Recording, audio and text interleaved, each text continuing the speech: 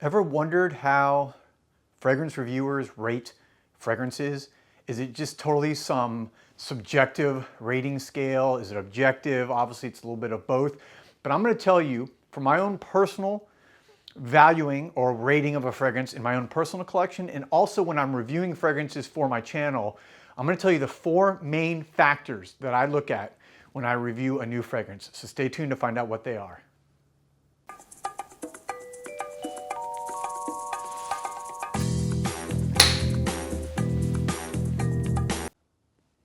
Welcome back, everybody, to Joel the Nose, and here I am in my hotel room again in West Hollywood, Los Angeles, LA, and I wanted to give you some, again, I like the artwork in my room. I'm actually staying in a kind of cool little boutique hotel that has lots of good artwork everywhere in the room, and being an artist myself, this is fun. Anyway, wanted to do a video today I'd never really discussed before. I've talked about it, touched on issues here and there, but have you ever wondered how fragrance reviewers rate a particular fragrance, or even in their own personal collection? So I kind of wanted to do that today. I want to talk about, really, because I've really thought about this over the years, and I specifically write this down. So I have notes. For example, I keep notes in this little kind of moleskin notebook here, and it's full. I mean, I'm always taking notes, I'm always researching, doing different things. And what I've done here is I always, when I'm reviewing a new fragrance, whether it be for my video here on my YouTube channel, Joel the Nose, right? Obviously, that's the main reason, but also in my personal life. When I'm, say, trying a new fragrance, whether it be at Osme Perfumery in Miami or at a department store, and once I'm wearing it, actually, if I have a decanter, I'm gonna wear it and try it to see if I wanna buy it. I really have a 4-point rating scale that I go through, how I rank fragrances. And so let's get right into this, right? So the 4 points that I go over, and they're really not in any particular order, as far as order of importance, it doesn't really matter to me. But number one is, of course, the smell, right? And I guess you could say that is the most important because it has to smell good to me. As we all know, I've talked about it before, we all have our own unique proclivities and culturally and physically, our noses, everything about what smells we like. So again, what I may like very well may be not what you like. But smell to me, right? Smell. Do I like the smell? Do I have a visceral reaction, right? A passionate, emotional reaction. I am a passionate person.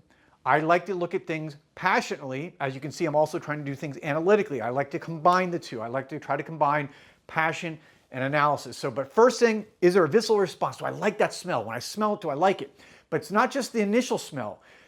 Like we all know, for those of you who follow fragrance and who are really into this, a fragrance has really a 3-part lifespan. You have your top notes, which is the initial smell, typically the initial maybe 30, 45 minutes.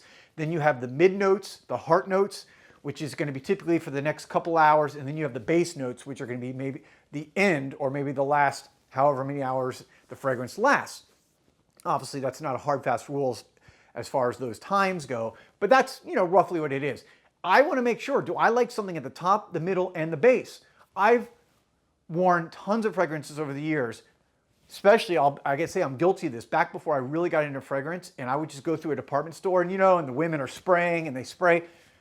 A lot of the department store fragrances or the designer fragrances have basically been built around that model of women spraying or men spraying fragrances in a fragrance store, a department store, and they're trying to catch you, and they want you to smell, and they want that to smell great, that initial blast to smell great.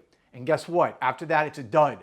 The problem is a lot of people buy it, they smell it either on a scent strip or on their skin even, but then after maybe an hour or two, and they've already bought it, and the dry down comes along, they don't like it. So again, first and foremost, smell, which includes the dry down, very important. I've got to like that dry down.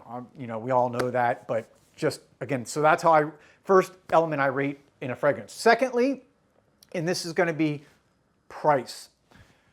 Price to me is very important, okay? Even though I mostly only wear niche fragrances, as if you've watched my channel, I mostly review niche fragrances because that's my passion.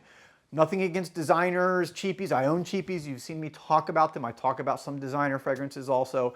Nothing wrong with any of that. It's just my preference. I like niche. Niche tends typically to be more expensive, right? So I am very price conscious. I don't waste money on things. I've never been an overspender. I've never been a wasteful spender. Kind of comes from my background, my parents, very classic Midwestern, more conservative parents. You just don't waste money on things. I don't waste or spend money frivolously. So price is a very important factor. So when I'm reviewing a fragrance for you guys, that's one of the things I'm looking at.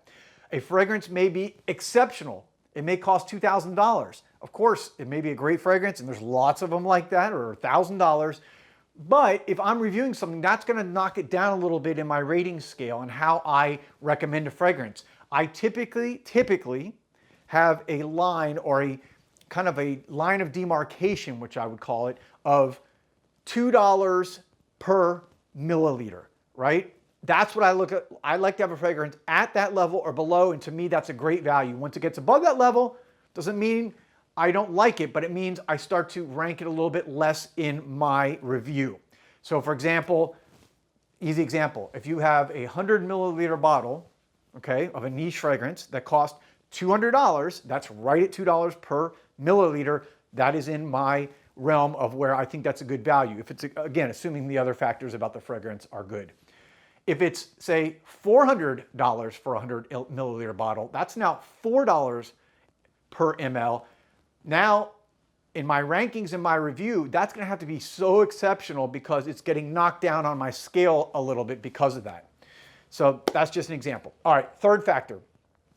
Again, important for, I think, everybody, and that's performance. Performance to me is really twofold, right? It's projection, okay, and longevity, or how long it lasts on the skin. I'm not one of those people that demands beast mode fragrance from my fragrances. I like it. I don't demand it. To me, I don't even knock something if it doesn't say beast mode projection or beast mode longevity. But having said that, I want something typically that's going to last at least probably 6 hours of good projection on the skin, of, the projection meaning a good sillage around my head and around my body for at least 2 to 3 hours. That's what I'm looking for. If it goes under that 2-hour mark of projection, it's going to get knocked down. And if it's under 6 hours of lasting on my skin, it's going to get knocked down on my ratings. If it goes over those numbers, so if it's over 3 hours of projection, and if it's over, say, typically 7 to 8 hours of lasting on my skin, then I'm ranking that higher in my reviews and my ratings, and that's when a fragrance, to me, excels. Okay? Lastly, and let's wrap this up, I will say uniqueness. And this is a very important factor for me, again, and that's kind of the reason why I prefer niche fragrances. I don't talk a lot about the common designer classics, whether it be Spice Bomb, Acqua di Gio, Sauvage, Bleu de Chanel. Look, they're all fine, wonderful, great mass-produced fragrances, but I don't want to smell like every other dude. I don't want to smell like every other person. My fashion sense is that I like to be different. Not crazy, different and unique to my personality, and fragrance is no different. So when I'm smelling a fragrance, I want to smell something that's different. For example, right now I'm wearing Vert Désert. I just sprayed some on by Veronique Gabai. That is a unique mint, light, beautiful fragrance, okay? It's unique.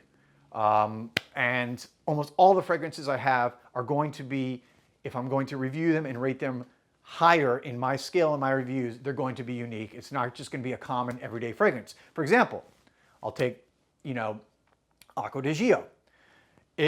Price point is going to be well under that $2 per milliliter. The projection, typically very good, very long, right? Very high scores there.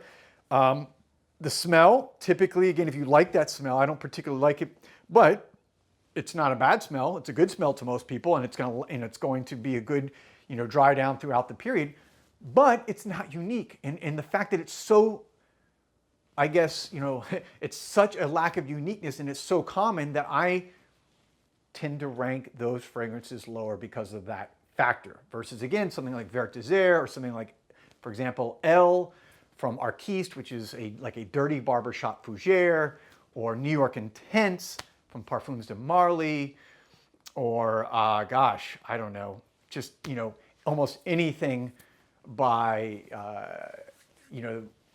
Masque Milano, and everything that they do is so unique.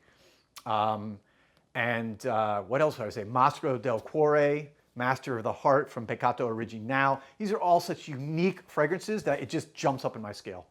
So there you have it. Those are the 4 factors that I use. So you have a little bit of better understanding when I'm talking to you about a fragrance. That's what I'm talking about.